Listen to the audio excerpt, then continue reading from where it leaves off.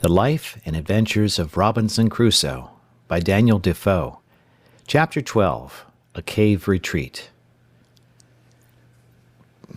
While this was doing, I was not altogether careless of my other affairs, for I had a great concern upon me for my little herd of goats.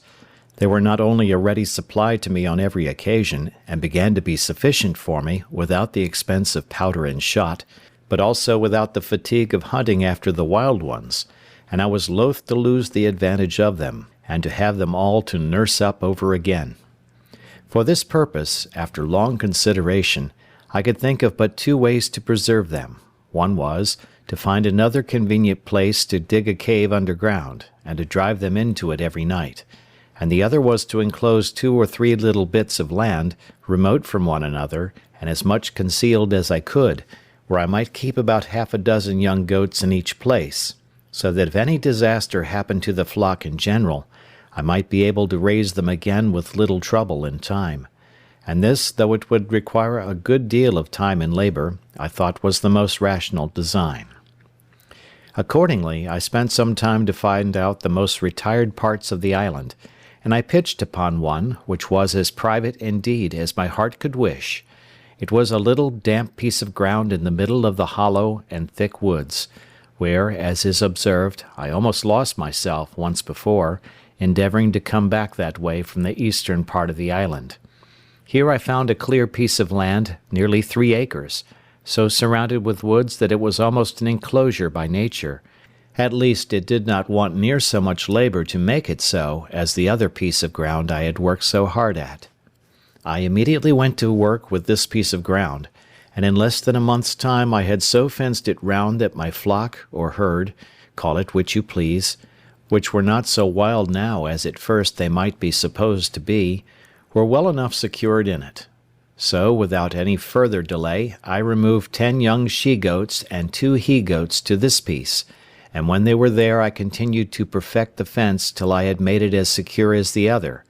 which, however, I did at more leisure, and it took me up more time by a great deal. All this labour I was at the expense of, purely from my apprehensions on account of the print of a man's foot, for as yet I had never seen any human creature come near the island, and I had now lived 2 years under this uneasiness, which, indeed, made my life much less comfortable than it was before, as may be well imagined by any who know what it is to live in the constant snare of the fear of man. And this I must observe, with grief too, that the discomposure of my mind had great impression also upon the religious part of my thoughts, for the dread and terror of falling into the hands of savages and cannibals lay so upon my spirits, that I seldom found myself in a due temper for application to my Maker, at least, not with the sedate calmness and resignation of soul which I was wont to do. I rather prayed to God as under great affliction and pressure of mind, surrounded with danger, and in expectation every night of being murdered and devoured before morning. And I must testify, from my experience, that a temper of peace, thankfulness, love, and affection is much the more proper frame for prayer than that of terror and discomposure, and that under the dread of mischief impending, a man is no more fit for a comforting performance of the duty of praying to God than he is for a repentance on a sick-bed, for these discomposures affect the mind as the others do the body, and the discomposure of the mind must necessarily be as great a disability as that of the body, and much greater, praying to God being properly an act of the mind, not of the body. But to go on. After I had thus secured one part of my little living stock, I went about the whole island searching for another private place to make such another deposit, when, wandering more to the west point of the island than I had ever done yet, and looking out to sea, I thought I saw a boat upon the sea at a great distance. I had found a perspective glass or two in one of the seamen's chests which I saved out of our ship, but I had it not about me, and this was so remote that I could not tell what to make of it, though I looked at it till my eyes were not able to hold to look any longer. Whether it was a boat or not I do not know, but as I descended from the hill I could see no more of it, so I gave it over. only I resolved to go no more out without a perspective glass in my pocket. When I was come down the hill to the end of the island, where indeed I had never been before, I was presently convinced that the seeing the print of the man's foot was not such a strange thing in the island as I imagined, but that it was a special providence that I was cast upon the side of the island where the savages never came. I should easily have known that nothing was more frequent than for the canoes from the main, when they happened to be a little too far out at sea, to shoot over to that side of the island for harbour. Likewise, as they often met and fought in their canoes, the victors, having taken any prisoners, would bring them over to the shore, where, according to their dreadful customs, being all cannibals, they would kill and eat them, of which hereafter. When I was come down the hill to the shore, as I said above, being the southwest point of the island, I was perfectly confounded and amazed,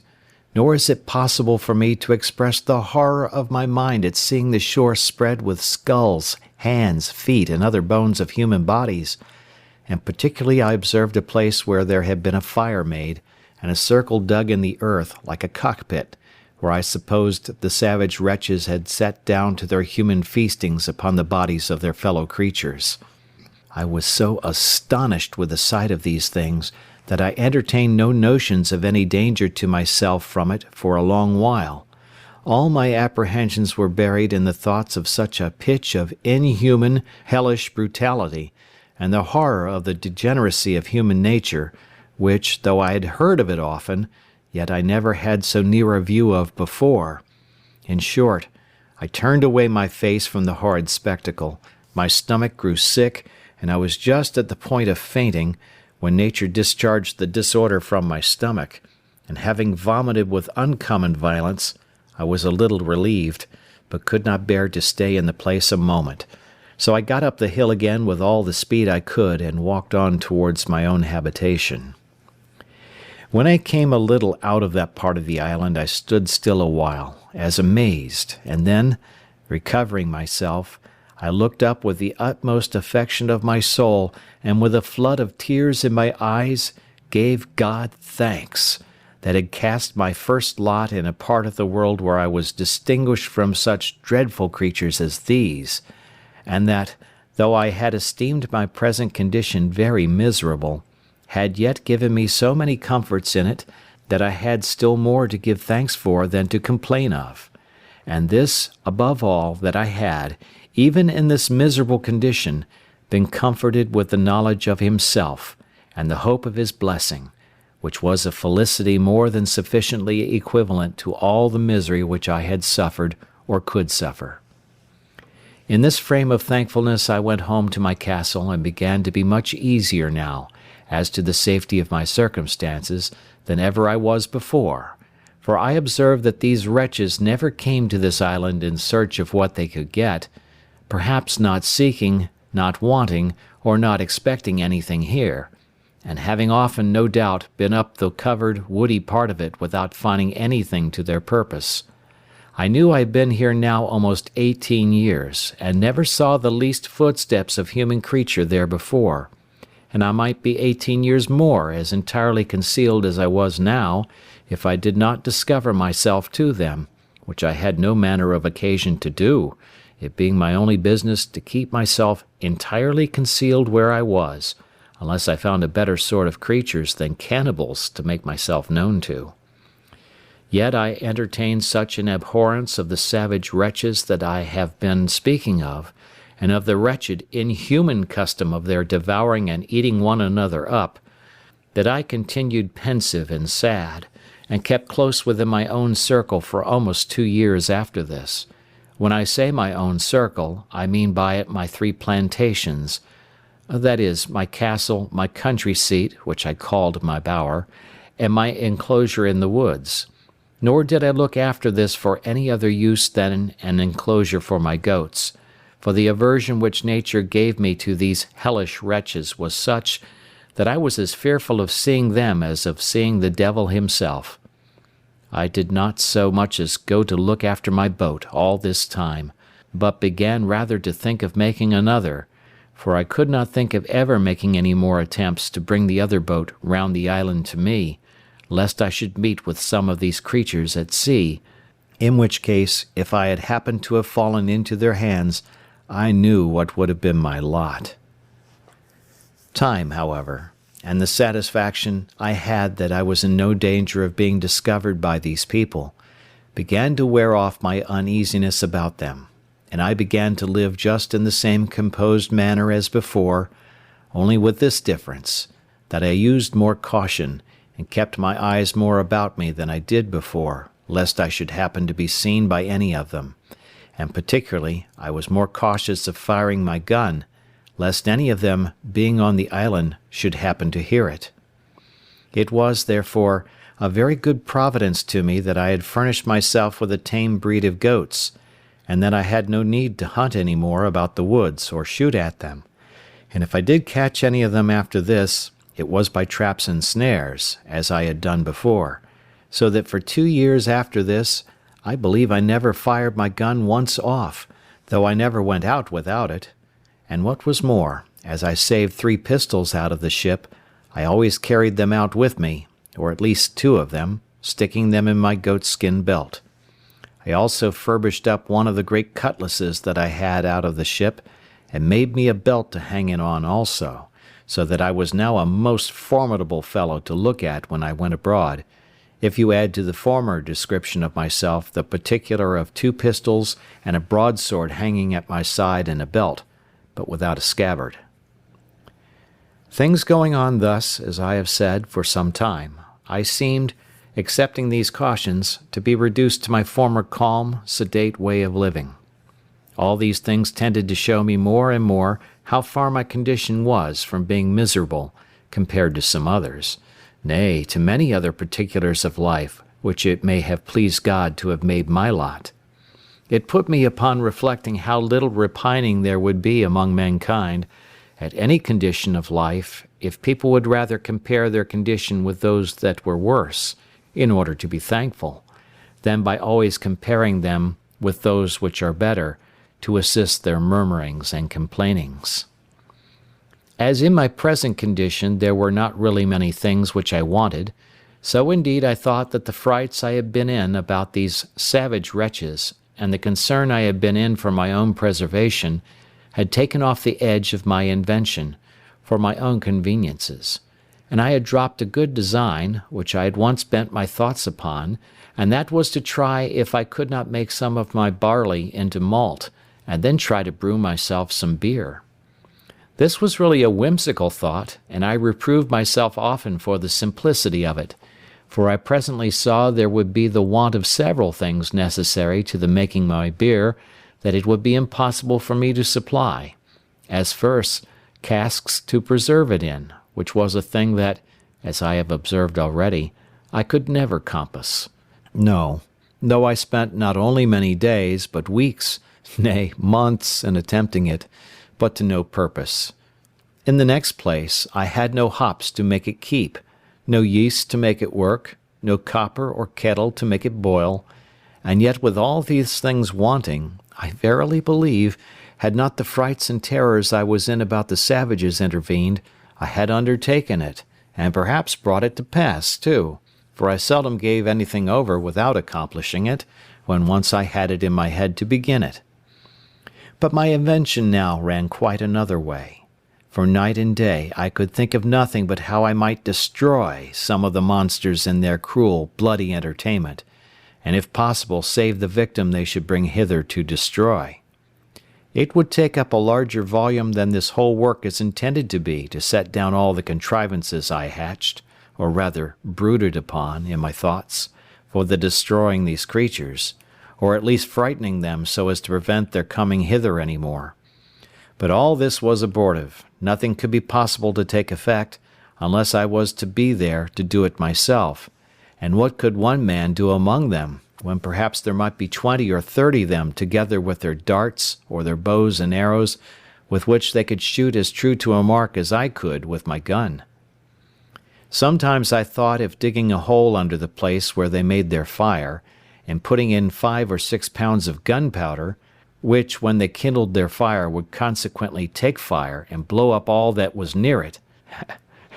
But, as in the first place I should be unwilling to waste so much powder upon them, my store being now within the quantity of 1 barrel, so neither could I be sure of its going off at any certain time, when it might surprise them, and at best that it would do little more than just blow the fire about their ears and fright them, but not sufficient to make them forsake the place. So I laid it aside, and then proposed that I would place myself in ambush in some convenient place, with my 3 guns all double loaded, and in the middle of their bloody ceremony let fly at them, when I should be sure to kill or wound perhaps 2 or 3 at every shot. And then falling in upon them with my 3 pistols and my sword, I made no doubt but that, if there were 20, I should kill them all. This fancy pleased my thoughts for some weeks, and I was so full of it that I often dreamed of it, and sometimes that I was just going to let fly at them in my sleep. I went so far with it in my imagination that I employed myself several days to find out proper places to put myself in ambuscade, as I said, to watch for them, and I went frequently to the place itself, which was now grown more familiar to me. But while my mind was thus filled with thoughts of revenge and of bloody putting 20 or 30 of them to the sword, as I may call it, the horror I had at the place, and the signals of the barbarous wretches devouring one another, abetted my malice. Well, at length I found a place in the side of the hill where I was satisfied I might securely wait till I saw any of their boats coming, and might then, even before they would be ready to come on shore, convey myself unseen into some thickets of trees, in one of which there was a hollow large enough to conceal me entirely, and there I might sit and observe all their bloody doings, and take my full aim at their heads, when they were so close together as that it would be next to impossible that I should miss my shot, or that I could fail wounding 3 or 4 of them at the first shot. In this place, then, I resolved to fulfil my design, and accordingly I prepared 2 muskets and my ordinary fowling piece. The 2 muskets I loaded with a brace of slugs each, and 4 or 5 smaller bullets, about the size of pistol bullets, and the fowling piece I loaded with near a handful of swan shot of the largest size. I also loaded my pistols with about 4 bullets each, and in this posture, well provided with ammunition for a second and third charge, I prepared myself for my expedition.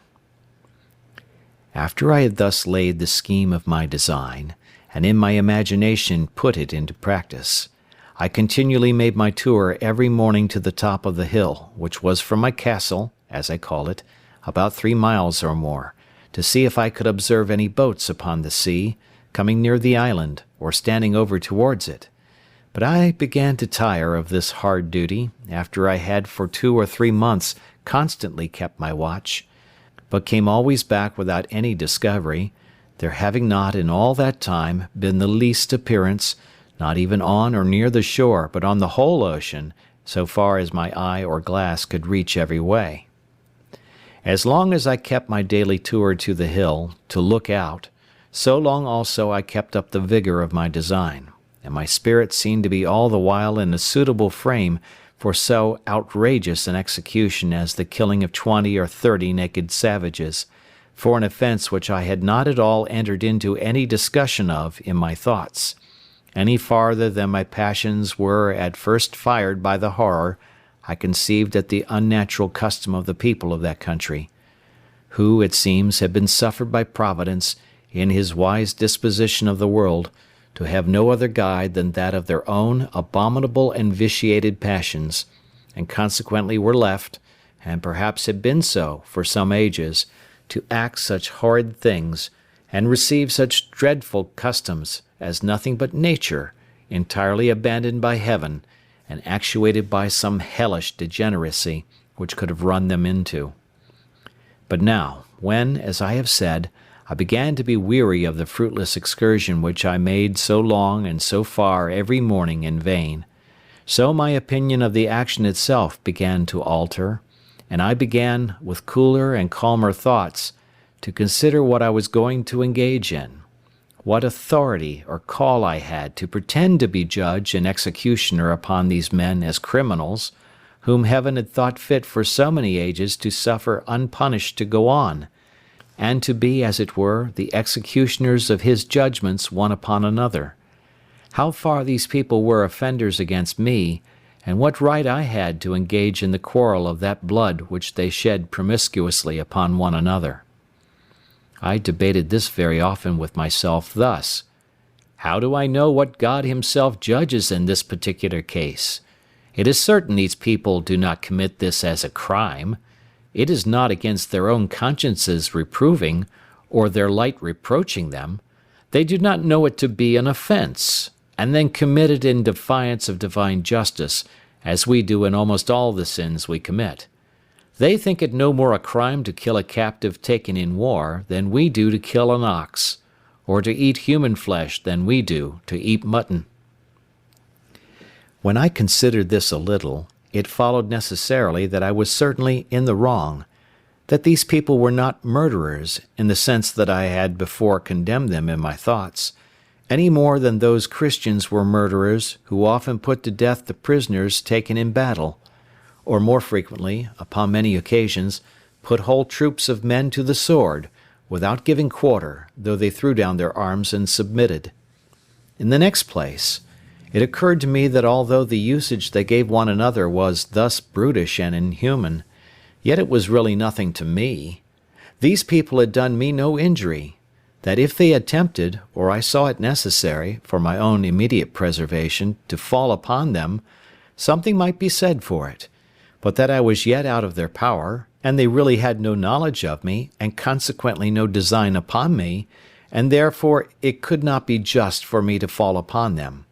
that this would justify the conduct of the Spaniards in all their barbarities practised in America, where they destroyed millions of these people, who, however they were idolaters and barbarians, and had several bloody and barbarous rites in their customs, such as sacrificing human bodies to their idols,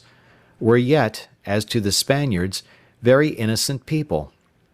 and that the rooting them out of the country is spoken of with the utmost abhorrence and detestation by even the Spaniards themselves at this time, and by all other Christian nations of Europe, as a mere butchery, a bloody and unnatural piece of cruelty, unjustifiable either to God or man, and for which the very name of a Spaniard is reckoned to be frightful and terrible to all people of humanity or of Christian compassion, as if the kingdom of Spain were particularly eminent for the produce of a race of men who were without principles of tenderness, or the common bowels of pity to the miserable, which is reckoned to be a mark of generous temper in the mind. These considerations really put me to a pause, and to a kind of a full stop,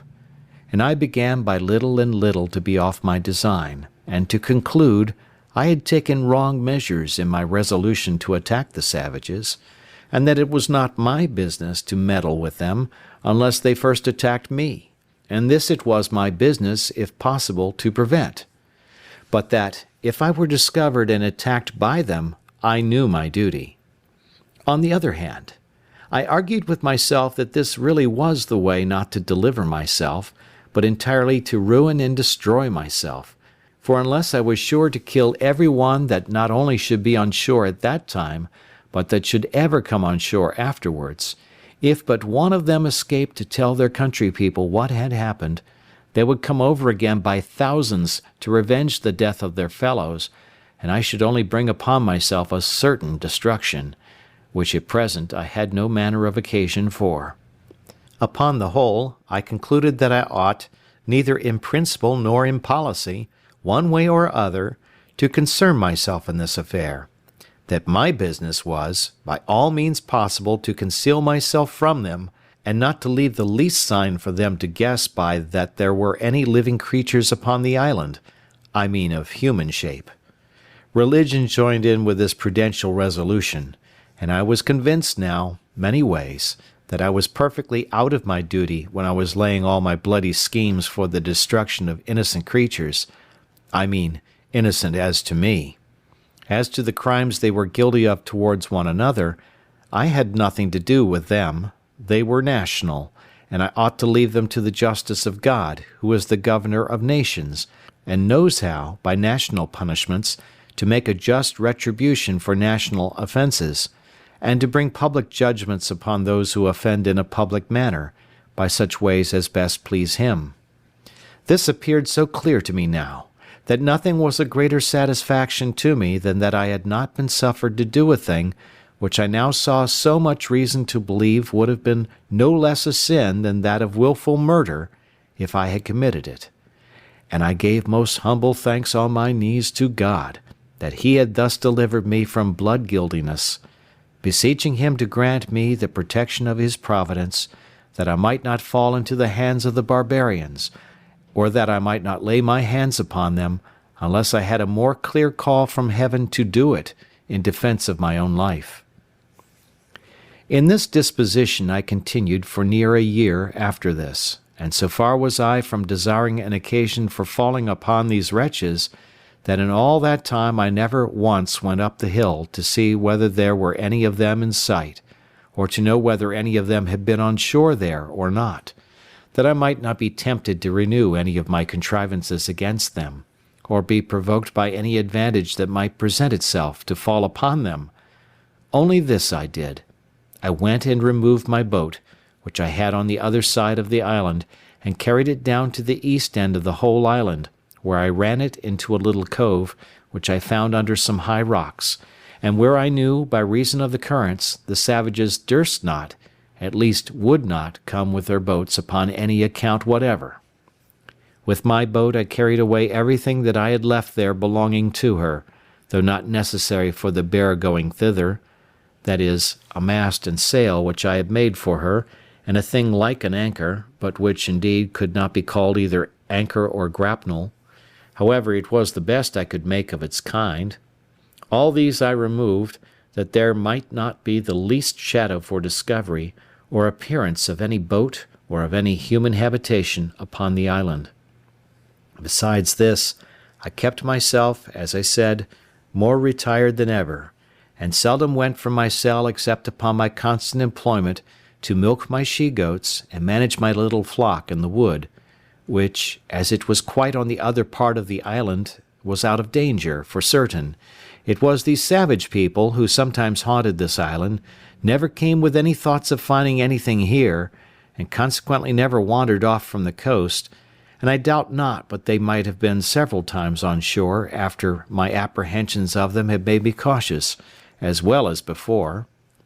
Indeed, I looked back with some horror upon the thoughts of what my condition would have been if I had chopped upon them and been discovered before that, when, naked and unarmed except with one gun, and that loaded often only with small shot, I walked everywhere, peeping and peering about the island to see what I could get. What a surprise should I have been in if, when I discovered the print of a man's foot, I had, instead of that, seen 15 or 20 savages, and found them pursuing me, and by the swiftness of their running no possibility of my escaping them. The thoughts of this sometimes sank my very soul within me,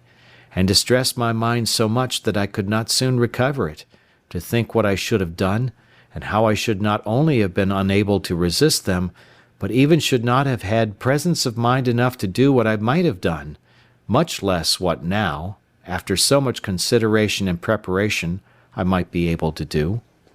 Indeed,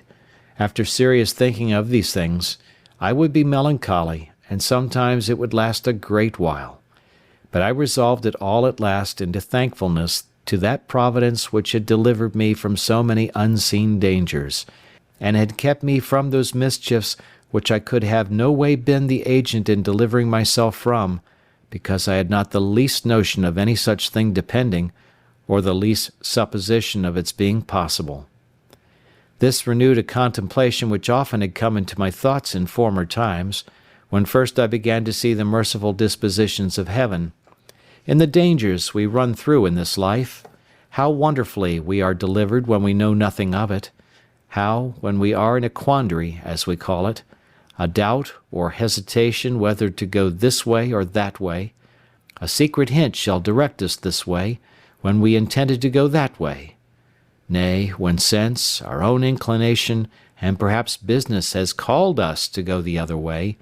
yet a strange impression upon the mind, from we know not what springs, and by we know not what power,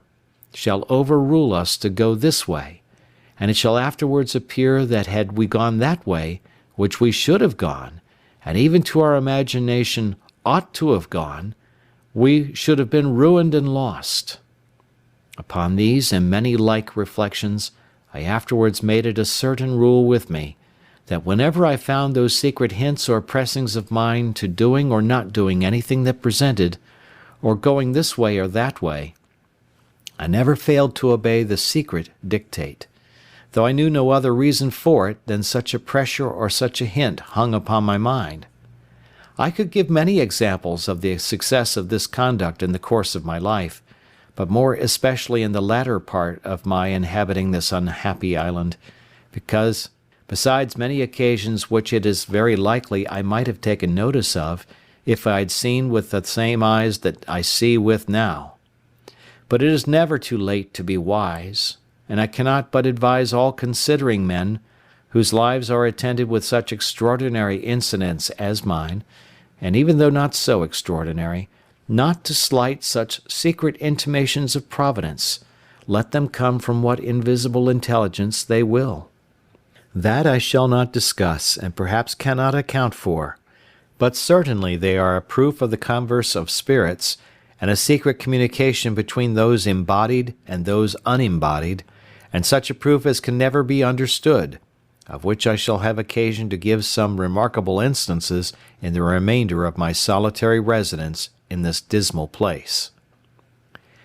I believe the reader of this will not think it strange if I confess that these anxieties, these constant dangers I lived in, and the concern that was now upon me, put an end to all invention, and to all the contrivances that I had laid for my future accommodations and conveniences. I had the care of my safety more now upon my hands than that of my food. I cared not to drive a nail or chop a stick of wood now, for fear the noise I might make should be heard. Much less would I fire a gun for the same reason, and above all I was intolerably uneasy at making any fire, lest the smoke, which is visible at a great distance in the day, should betray me. For this reason I removed that part of my business which required fire, such as burning of pots and pipes, etc., into my new apartment in the woods, where, after I had been some time, I found, to my unspeakable consolation, a mere natural cave in the earth, which went in a vast way, and where, I dare say, no savage, had he been at the mouth of it, would be so hardy as to venture in, nor indeed would any man else, but one who, like me, wanted nothing so much as a safe retreat. The mouth of this hollow was at the bottom of a great rock, where, by mere accident, I would say, if I did not see abundant reason to ascribe all such things now to Providence, I was cutting down some thick branches of trees to make charcoal, and before I go on, I must observe the reason of my making this charcoal, which was this. I was afraid of making a smoke about my habitation, as I said before, and yet I could not live there without baking my bread, cooking my meat, etc. So I contrived to burn some wood here, as I had seen done in England, under turf, till it became chark or dry coal, and then putting the fire out, I preserved the coal to carry home, and perform the other services for which fire was wanting, without danger of smoke. But this is by the by. While I was cutting down some wood here, I perceived that, behind a very thick branch of low brushwood or underwood, there was a kind of hollow place. I was curious to look in it, and getting with difficulty into the mouth of it, I found it was pretty large, that is to say, sufficient for me to stand upright in it, and perhaps another with me. But I must confess to you that I made more haste out than I did in, when looking farther into the place, and which was perfectly dark, I saw two broad shining eyes of some creature, whether devil or man I knew not, which twinkled like two stars, the dim light from the cave's mouth shining directly in, and making the reflection.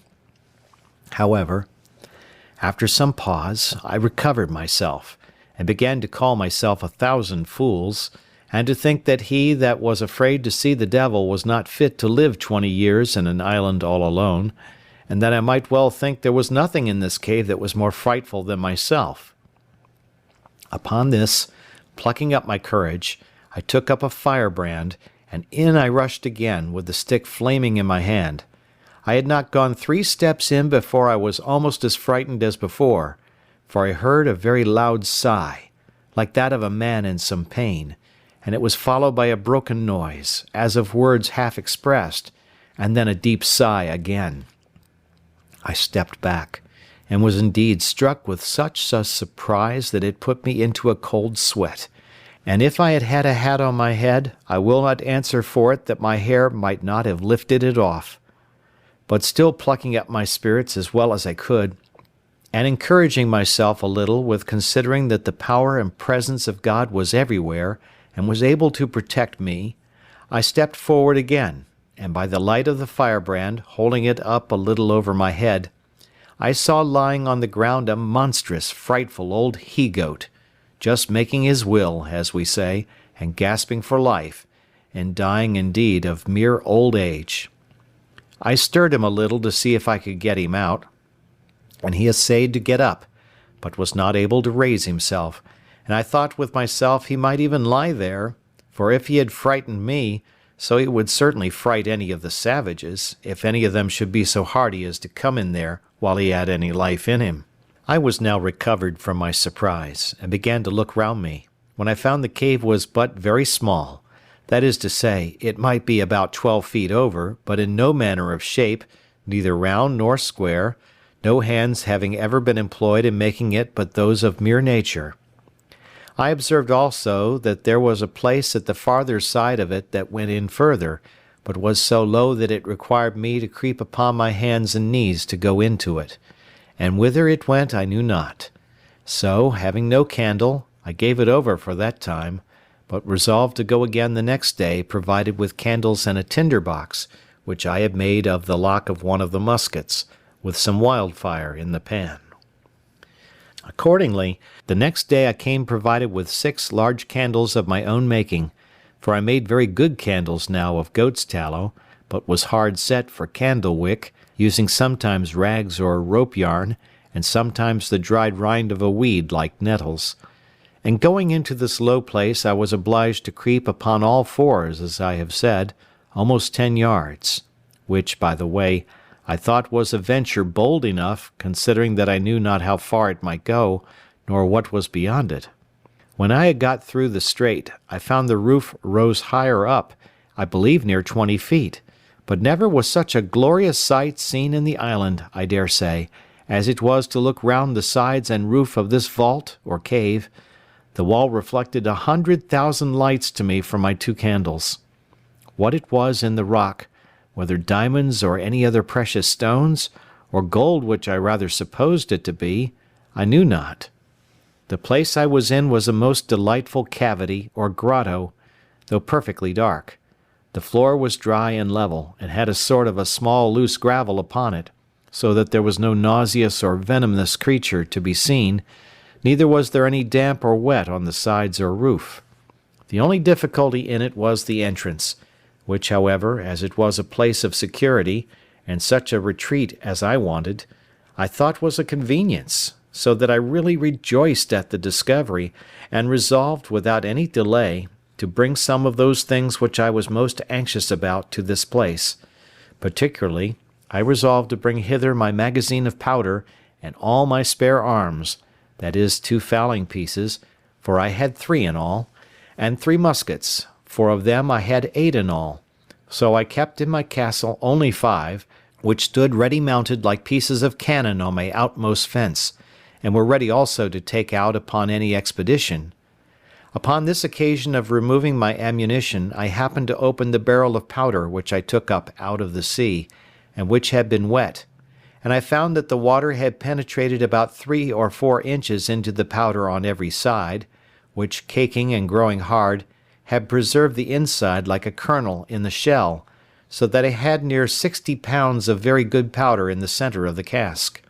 This was a very agreeable discovery to me at that time, So I carried all away thither, never keeping above 2 or 3 pounds of powder with me in my castle, for fear of a surprise of any kind.